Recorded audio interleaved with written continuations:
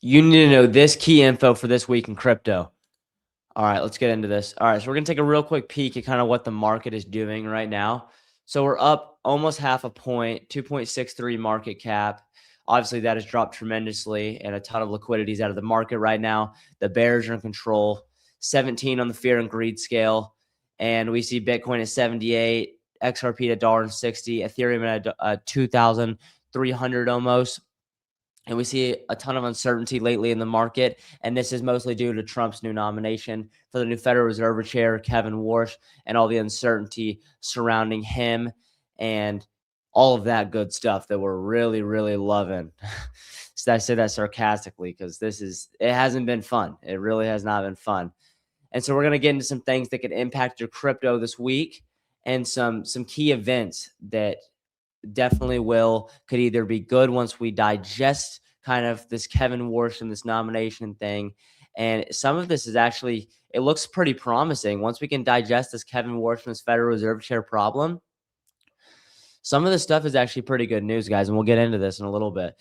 So the crypto market sell-off continued over the weekend as investors were rattled by U.S. President Trump's pick for the Federal Reserve Chair.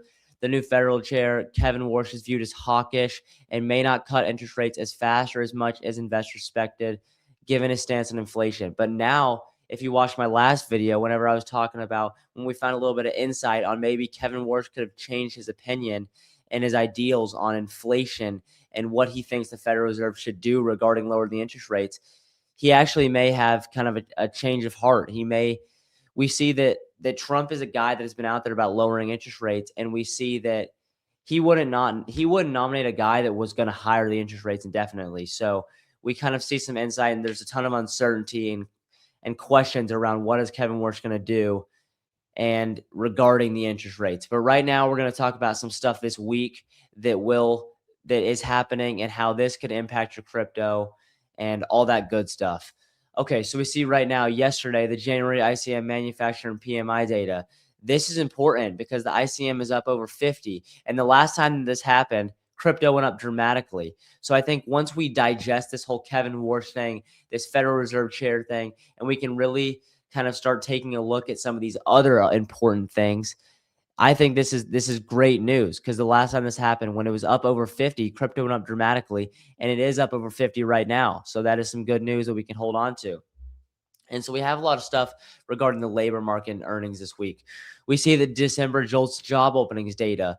We see the initial jobless claims data on Thursday. We see this is today. We see this on Thursday, the January jobs report Friday. These will give us economists a good look into the economy and what is happening right now.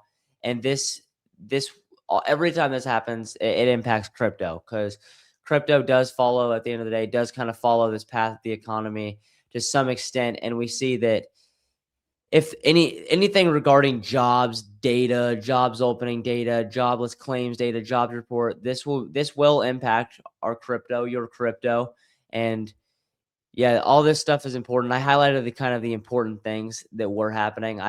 The report earnings really aren't too big of a deal, especially right now when we have a ton of important stuff going on right now. The Federal Reserve Chair, all this good stuff happening too.